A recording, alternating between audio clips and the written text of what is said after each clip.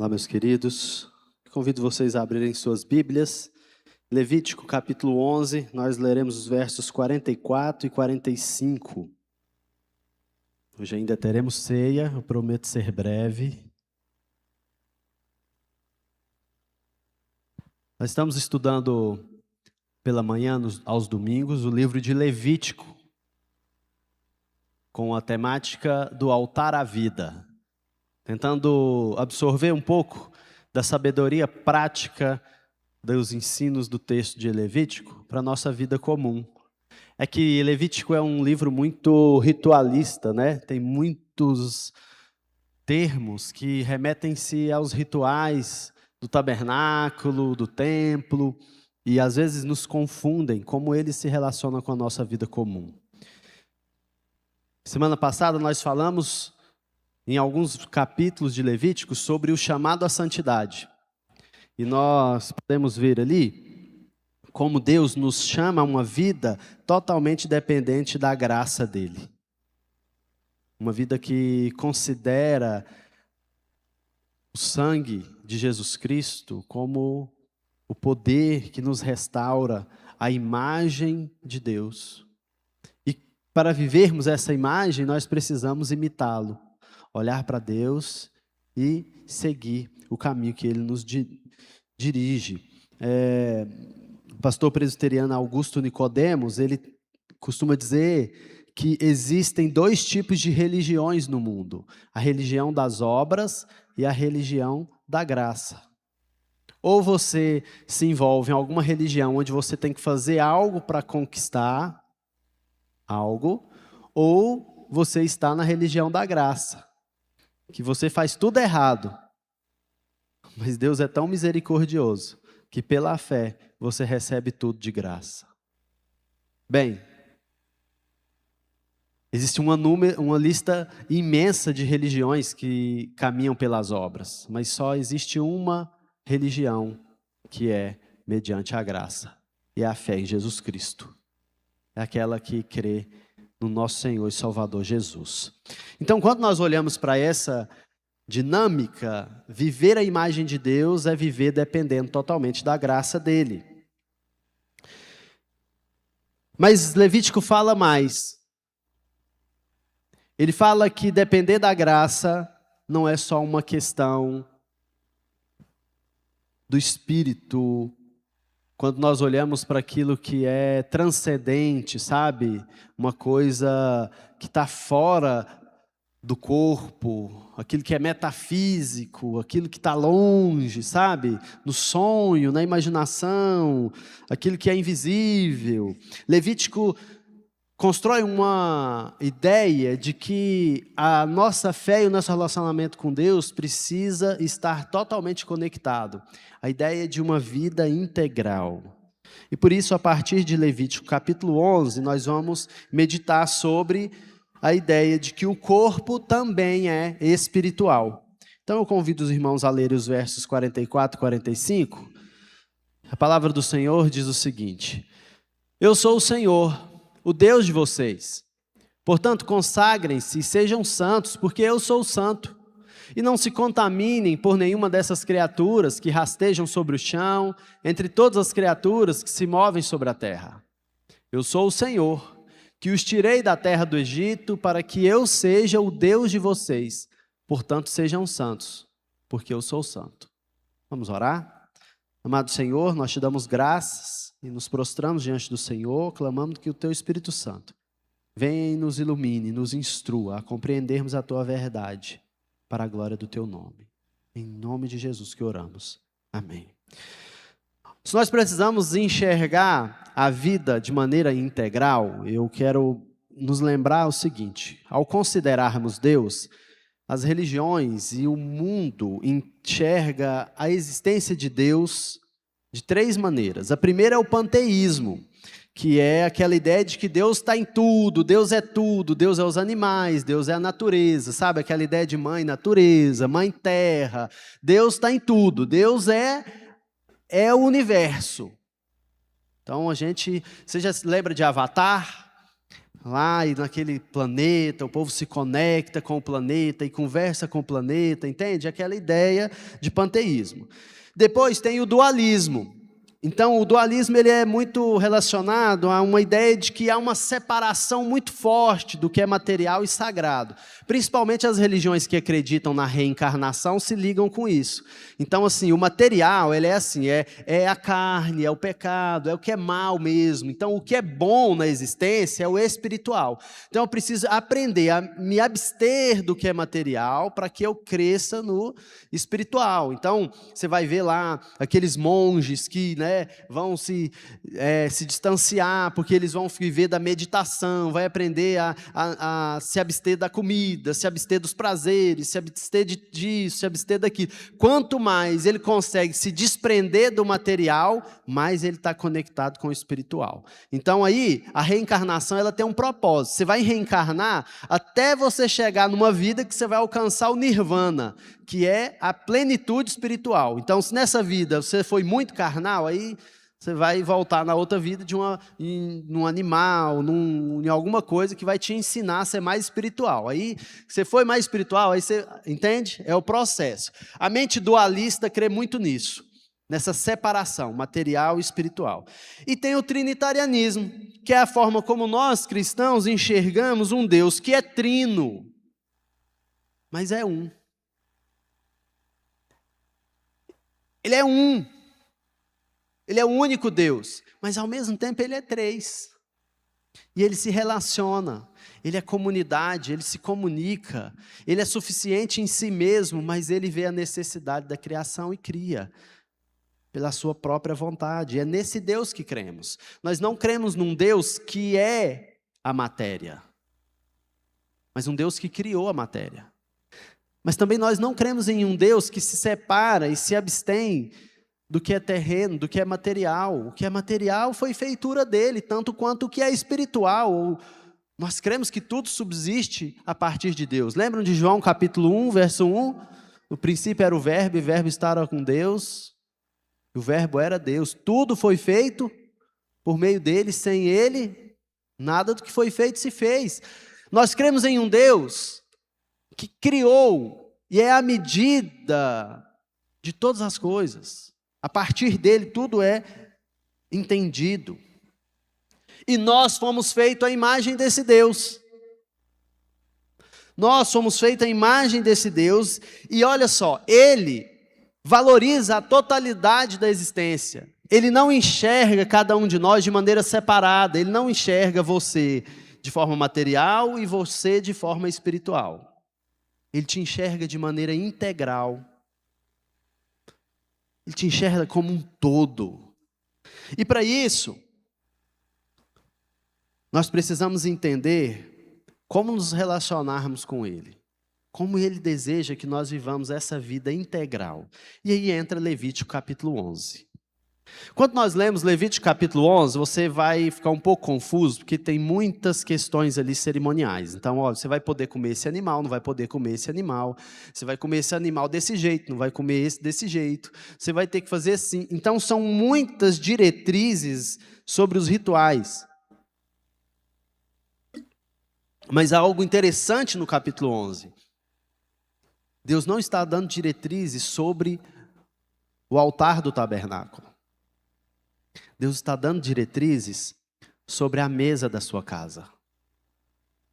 Ele está falando sobre algo banal e simples. Ele está falando sobre o almoço, o café da manhã, o jantar, o lanche da tarde. Ele está falando sobre uma necessidade básica. E aí, na leitura do todo de Levítico, tem 3 pontos essenciais que nós precisamos entender sobre o porquê Deus dá essas diretrizes. Por que Deus toca na mesa do povo? O primeiro deles é o seguinte: Deus está falando a esse povo sobre a liturgia do apetite. Bem, alguém aqui se esquece de comer? Tem gente que trabalha demais e fala assim: nossa, hoje eu trabalhei tanto que esqueci de comer, né? Mas tem uma hora que ele não consegue ficar sem esquecer muito, né, Edson?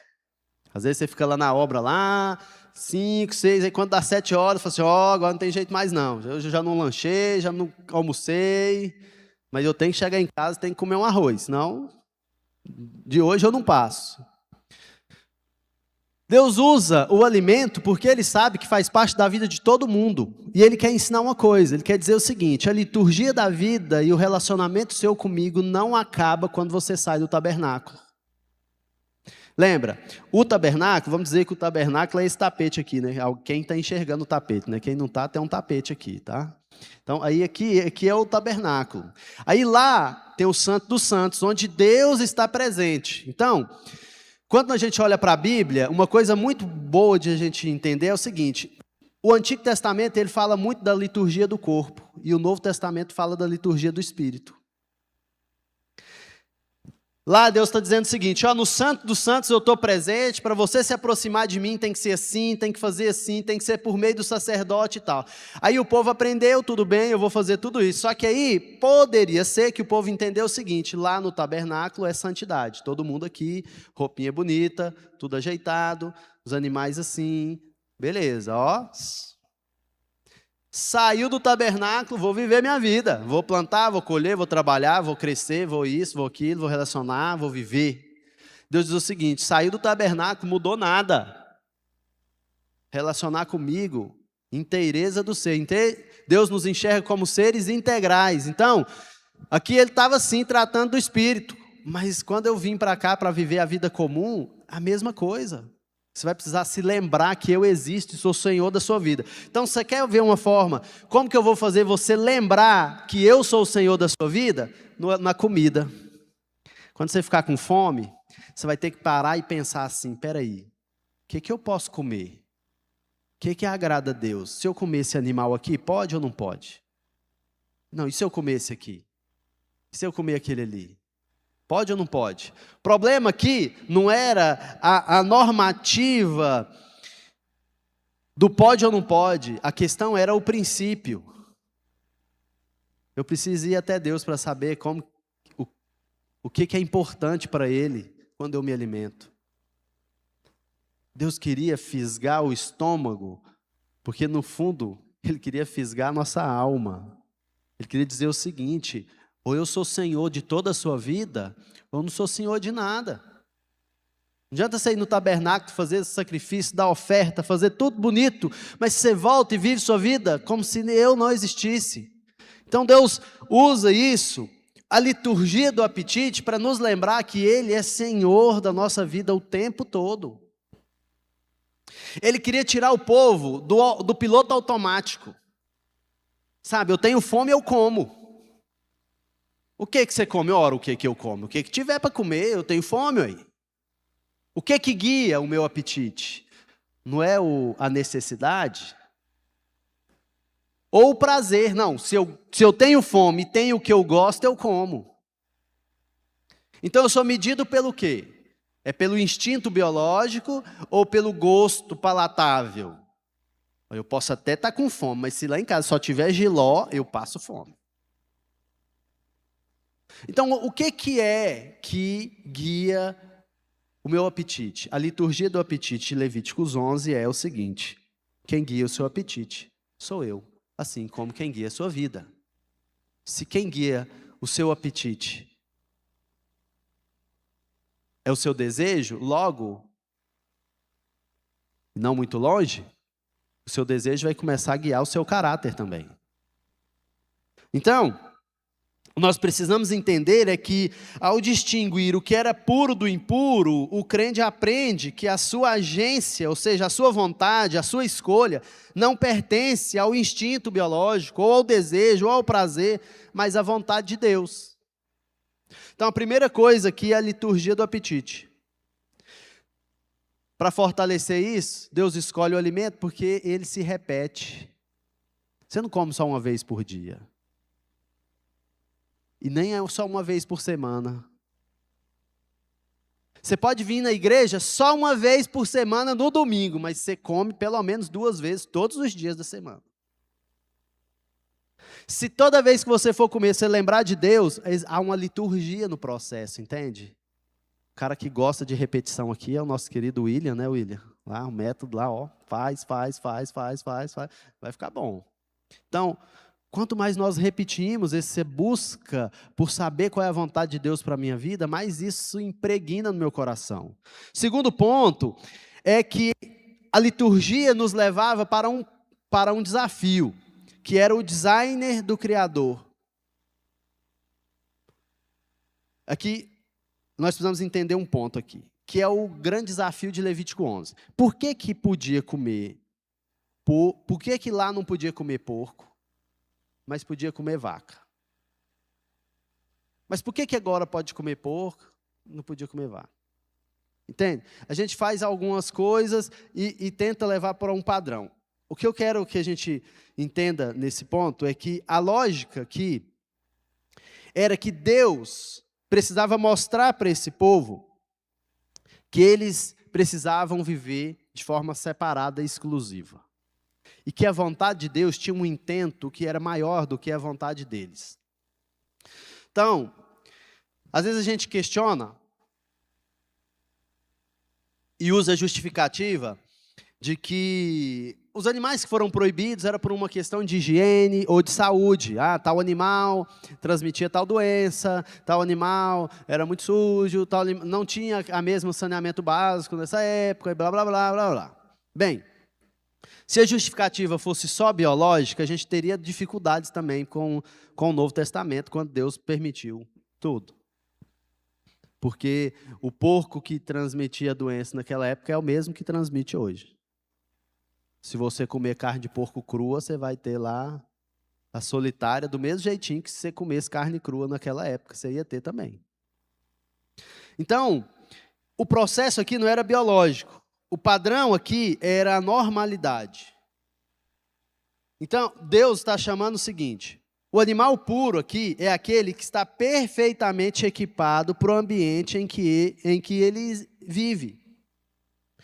Um exemplo: o tubarão, a águia e o porco são obras-primas da criação. Deus ama eles. Quando Deus fez eles, Deus disse: são bons.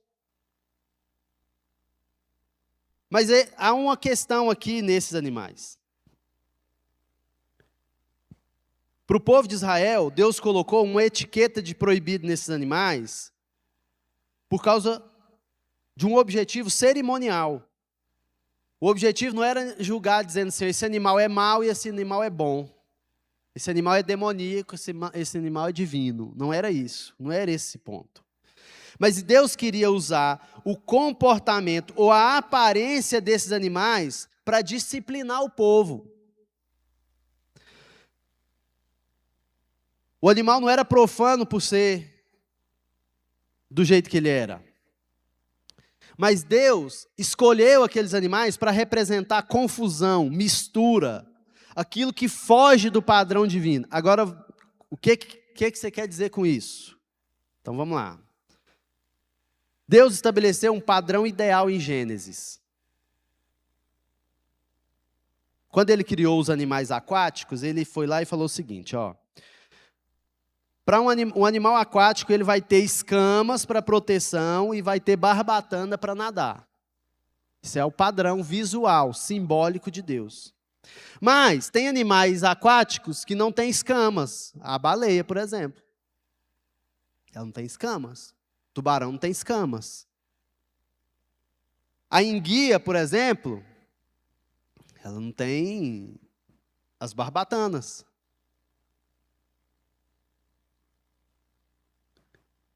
Então, eles não são errados perante Deus.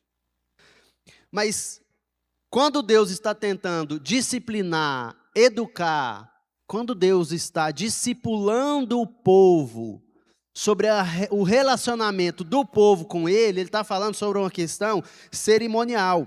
Então, esses animais desviam do padrão visual simbólico que representa a harmonia.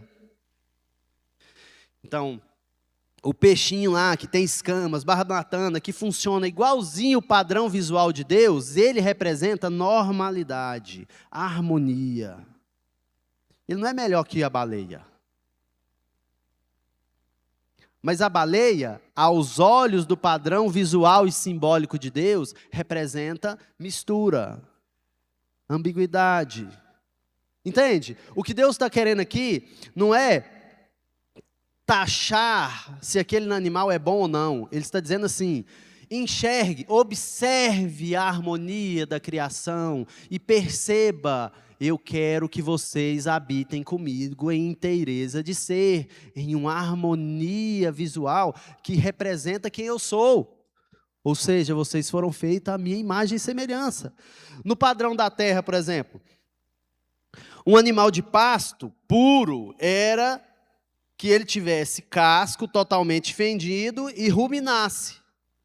Mas o porco, apesar de ter o casco fendido, não rumina. Então ele representa uma imagem visual de desarmonia. Entende?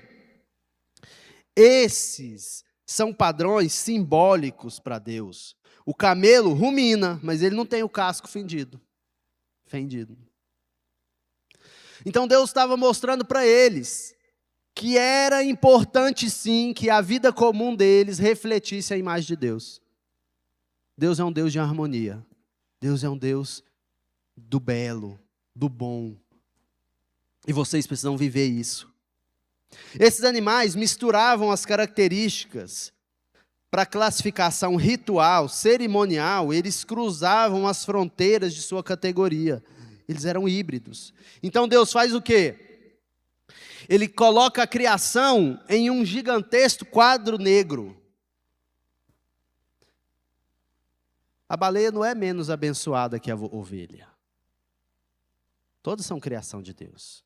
O que Levíticos 11 nos ensina não é o valor do animal, mas sobre a linguagem dos símbolos, da imagem, da vida comum. O que Deus estava falando para o povo dele e para nós hoje é o seguinte, que nós não podemos ser espiritualmente híbridos. Nós não podemos cruzar as fronteiras morais da palavra de Deus. Nós devemos ser inteiros e inteiramente separados para Deus. Então não era só no tabernáculo que estava tudo certo, tinha que ser na vida toda. Por isso que ao comer eles tinham que parar e considerar, eu posso comer esse animal ou não? E aí que está, não é que aquele animal era bom ou ruim, mas Deus falou que não. É igual a árvore do conhecimento do bem e do mal. Eva não teve desinteria quando comeu a árvore.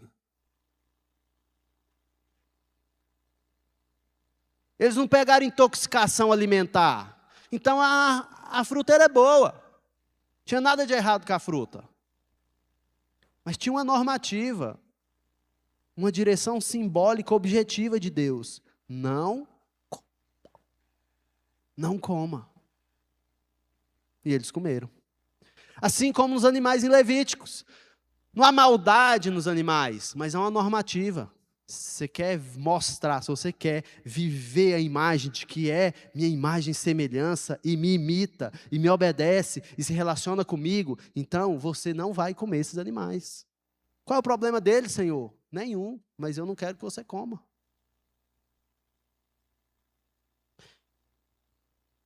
Mas se a santidade respeita a ordem interna do nosso design, ela não para na nossa anatomia. Ela transborda para a nossa identidade pública. E ela transforma cada refeição em uma fronteira que separa o reino de Deus do caos no mundo.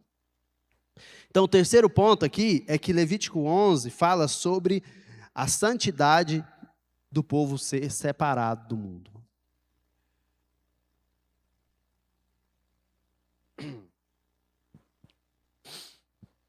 Meus irmãos, os nossos hábitos, eles são nossa primeira pregação do mundo. Estava certo o autor que disse, né? Viva o Evangelho, pregue o Evangelho, se possível, com palavras. Estava certo. Porque o que ele queria dizer? Ele era o seguinte, que a sua vida comum, os seus hábitos, a forma como você faz escolhas e caminha nesse mundo, prega o Evangelho, proclama a Cristo. Então, os nossos hábitos é a primeira impressão. E aí, Deus nos chama para ser um povo separado. O princípio aqui é o seguinte: até meus hábitos alimentares devem recordar ao povo do mundo e a todos que moram perto de mim, que me conhecem, que eu pertenço a Jesus. Quando o povo de Deus se relacionasse lá com os povos vizinhos, o povo ia falar: esse povo é tão diferente que tudo que eles fazem aponta para Yahvé. Porque só come se Deus deixar. Ele só faz isso se Deus deixar. Ele só vai para lá se Deus deixar. Isso se Deus deixar. Nossa, que povo preso. É isso mesmo. Mas nós somos presos para o mundo, mas livres para Deus. Essa é a loucura que Paulo fala sobre o Evangelho. Nós vivemos em uma sociedade que promove o falso evangelho da autoafirmação individual. Então, assim, é o seguinte: eu tenho direito absoluto sobre o meu corpo. Eu faço o que eu quiser, o corpo é meu, a vida é minha. Isso é pregado aí.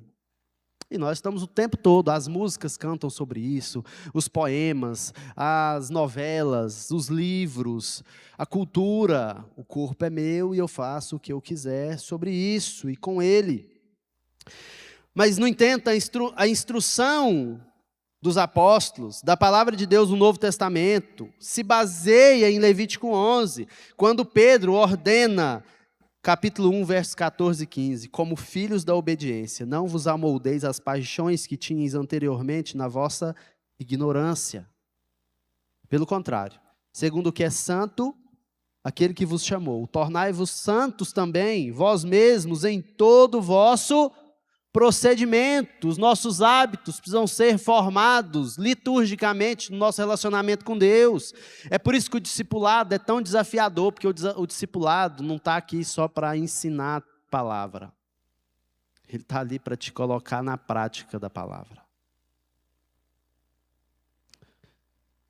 O apóstolo Paulo faz um eco do que Pedro disse, lá em Coríntios 10, 31. Quer comais, quer bebais, fazei tudo para a glória de Deus. Deus quer submissão total.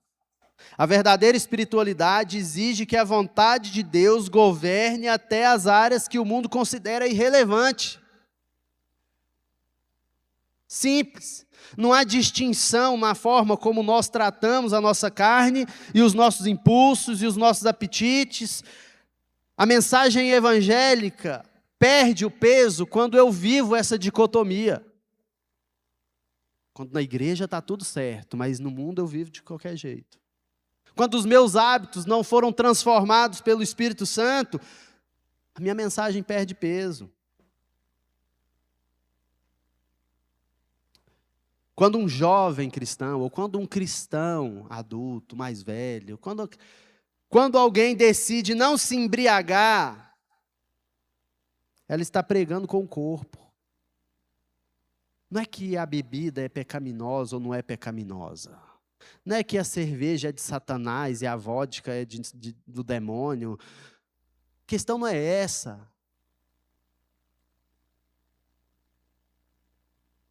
Não tem nenhuma palavra, nenhum versículo bíblico que aponta uma normativa tão direta assim, porque o problema não era esse. Deus não estava se importando com isso. O que Deus queria é que nós proclamássemos como Ele governa a nossa vida. Quando um jovem decide não se embriagar, ele está dizendo para a cultura: eu não preciso me anestesiar, eu não preciso anestesiar minha mente ou me desinibir com álcool para ser feliz ou ser aceito. Quem governa meus impulsos, quem dirige a minha vida é o Espírito Santo. Eu sou pleno em mim mesmo porque o Jesus habita em mim. Eu não preciso de algo que tire o meu raciocínio, que me deixe mais leve, que me dê coragem para fazer o que eu queria fazer. Isso é conversa fiada do pecado no nosso coração. Você proclama o Evangelho estando sóbrio, porque a sobriedade é a imagem de Deus. Levítico nos ensina que desde a hora que nós escolhemos o que comer, até a hora que escolhemos o que vestir, como nos divertimos nas festas, ou o que fazemos com os nossos impulsos sexuais, tudo é um ato de adoração. Então, seu corpo é o templo do Espírito Santo. O corpo também é espiritual. Importa como eu me visto, importa o que eu como, importa o que eu bebo. Ele é sagrado demais para ser entregue à embriaguez. É precioso demais para ser entregue à imoralidade. É belo demais pelo design de Deus para ser escravizado pelos padrões estéticos desse mundo. Vocês, povo de Deus, são uma nação santa, povo escolhido e separado por Deus. Que as escolhas dos seus corpos preguem a beleza que pertence a Jesus Cristo. Que os seus hábitos preguem a harmonia de Deus. Que a sua vida proclame que nós somos inteiramente do Senhor. O chamado de Levítico nos ensina que ser santo é tornar-se plenamente humano novamente. A redenção nos afasta do mundo, não nos afasta do mundo. Na verdade, ela restaura nossa imago Dei, a imagem de Deus. O próximo desafio, após a restauração, é vivermos a vontade de Deus no nosso cotidiano, a imitação de Deus. Jesus nos chama para sermos aprendizes dele, porque ele está querendo nos ensinar que a jornada cristã é uma jornada constante e diária de dependência, de graça, de misericórdia. Por isso eu desafio os irmãos a vencerem o dualismo. O seu corpo é templo do Espírito Santo, é o palco principal onde a glória de Deus deve ser exibida ao mundo. Seus hábitos importam. Não há divisão entre sagrado e secular, sabe? Desde o que comemos até o que nos vestimos, tudo é adoração. Tudo, tudo. Como você se comporta, como você reage, como você olha. Nós precisamos depender da graça. Eu sei que é difícil, não é fácil não. Não é fácil. Não é fácil mudar. Mas nós precisamos depender da graça. O mesmo Deus que ressuscitou Jesus Cristo dentre os mortos, reveste você com o poder do seu Espírito para que você possa viver a santidade. Você pode encontrar graça em Jesus.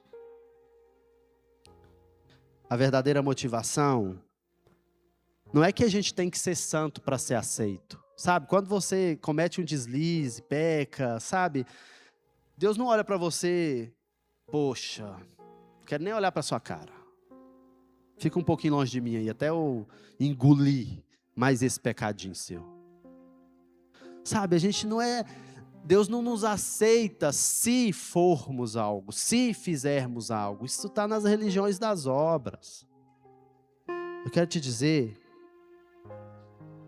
nós vivemos em santidade, porque em Cristo nós já fomos perdoados. Porque quando confessamos Ele como nosso único Senhor e Salvador, há redenção na nossa vida. Nós somos restaurados à imagem de Deus. E o nosso coração é motivado ao desejo de viver a santidade. A santidade é a evidência radiante e alegre que você pertence a Jesus. Nosso desafio como igreja é que as nossas escolhas, que a nossa mesa, que o nosso corpo sejam hoje pregações visíveis e testemunhas vivas da beleza que pertence única e exclusivamente a Deus. Porque Ele disse: sereis santos, porque eu sou santo. Vamos orar? Amado Senhor, rendidos aos teus pés, nós queremos glorificar o teu nome. Faz o teu querer em nossa vida, Pai. Usa-nos como instrumentos do Senhor para proclamar o teu reino. Quem somos nós, Pai? Nós não somos nada. Mas diante do Senhor, Pai, somos filhos preciosos e amados. Ajuda-nos, ó Pai, a vivermos de forma real uma vida de imitação ao Senhor, que testemunhe, que aponte para Ti em tudo que somos, em tudo que fazemos. Pois Teu é o reino, Tu é a glória, hoje e para todo sempre. É em nome de Jesus que oramos. Amém.